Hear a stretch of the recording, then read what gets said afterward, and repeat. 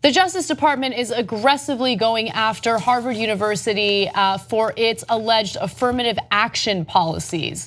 Now, recently the Justice Department sent a letter to Harvard indicating that it is not complying with certain rules and as a result needs to comply or could face further investigation. So let me just give you some background into this. Back in 2015, there was a group of Asian students who filed a suit against Harvard University because they believe that they were rejected from the school as a result of its affirmative action policies. Now, right now, there are private lawyers involved in this case, but the Justice Department has decided that it wants to get involved because Jeff Sessions has been very clear about the fact that he is against these affirmative action policies and wants to ensure that, race is not a factor in deciding whether or not students get admitted. Now, last year, the US Supreme Court ruled that race can be one among many factors universities use in making admission decisions. So that's an important thing to bring up because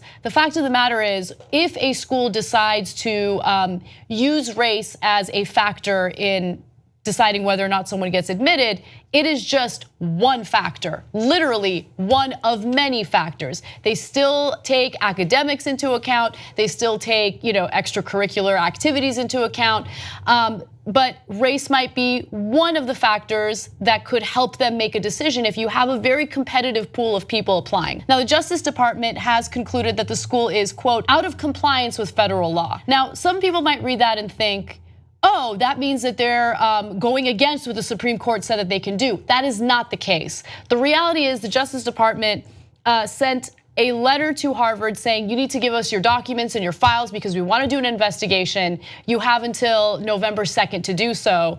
And then Harvard didn't reply until several days after the due date. So that's what they mean when they say Harvard is not complying. By the way, the letter says that the Justice Department's interest in Harvard's policies do stem from this 2015 federal complaint that accuses the school of discriminating against Asian Americans in admissions. I have some really interesting data about the student body at Harvard and also the number of people that get admitted due to legacy admissions. But I just want to open it up to you, Cenk.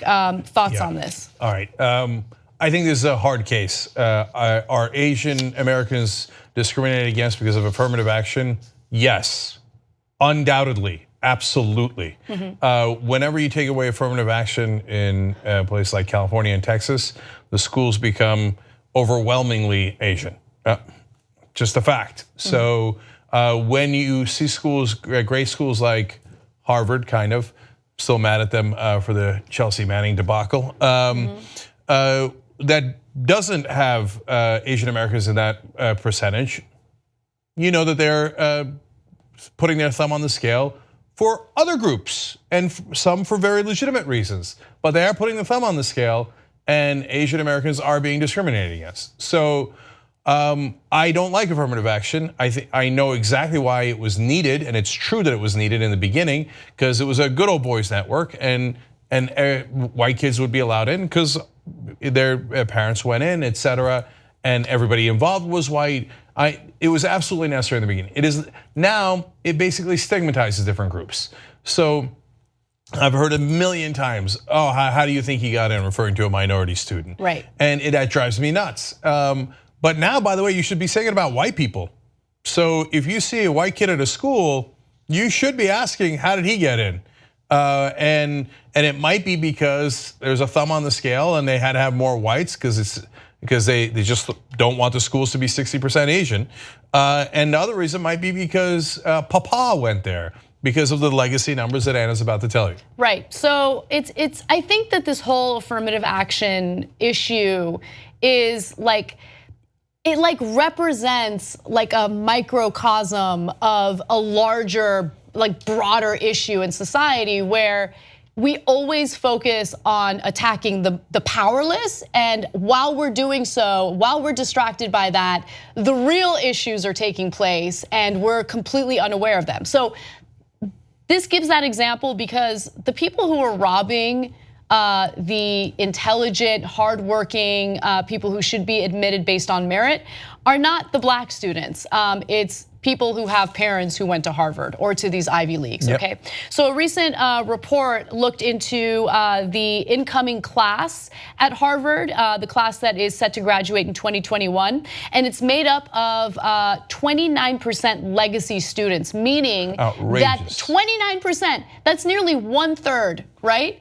Okay, so 29% of these people basically got admitted for that reason. And why I say that reason is because if you have a parent that went to Harvard, you're 3 times more likely to get accepted. If you want to talk about affirmative action, we have affirmative action for rich people, we do. And people that are already in power, and I'll include myself, put aside the wealth. Look, I have a certain degree of privilege now because I went to Penn and Columbia, so my kids have a better chance of going to, apparently, roughly 3 times better chance of getting into Penn and Columbia, which are good schools. That's not fair. Why should my kids have an advantage over your kids in West Virginia or your kids in the Bronx? Actually, those guys, your kids have to fight harder. They're under more difficult situations. I happen to have a really good public school in my neighborhood that my kids go to. You might have a terrible public school that your kid has to go to, and he fights beyond that, and if he gets good grades, he shouldn't be punished, he should be rewarded. You want to do affirmative action based on income level? That makes sense. But you have to take race out of it, if you ask me, and the most important thing is you have to take legacy out of it. And you want to know why they do that?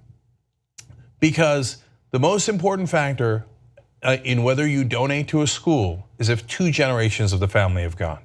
So they're doing it for the money.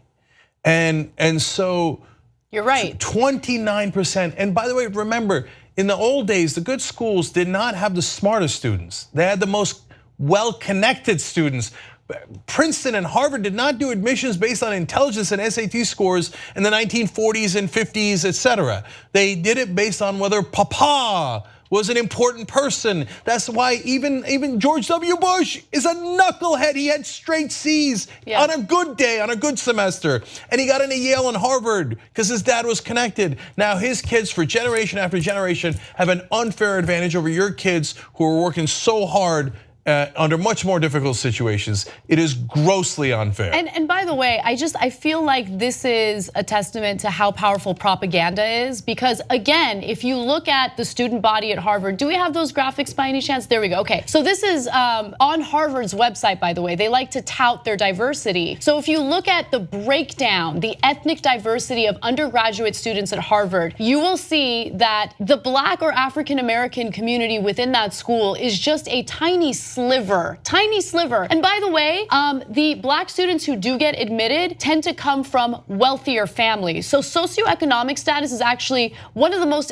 important factors that I think is taken into account when students get admitted. And I have another stat that will further explain that, and that's the faculty at Harvard. So if you see the vast majority of faculty, nearly 70% at Harvard is white, 9% non-resident alien, and then so on and so forth. But 40% of students overall, college-age students, receive Pell Grants, 40%. But if you look at Ivy League schools, Pell Grant recipients only account for 16%. Now, Pell Grants indicate these people need a little bit of financial help or financial support. They can't pay for the tuition on their own. You think Ivy Leagues are gonna, give them the upper hand when it comes to admissions? Hell no. Unfortunately, what the top schools in this country have done is, again, redistributed the wealth, but to the top. So now, if you're legacy and you're already, in a privileged position, well, you're gonna get even more privilege, right? And if you're in a tough spot, you're gonna get less Pell Grants at the good schools. And of the white students who are going to Harvard, what percentage of them are legacy? And I don't know, but my guess is it's higher than 29%. You think a lot of the Black students are a legacy? Maybe some, but I doubt that it's at 29%. So another case of affirmative action for white kids. If Harvard's 16% Asian, you take away affirmative action, watch 16 turn to 60 overnight. And so, are Asians being discriminated against? Absolutely. Help us build independent media. Become a member of the Young Turks. TYTnetwork.com/join.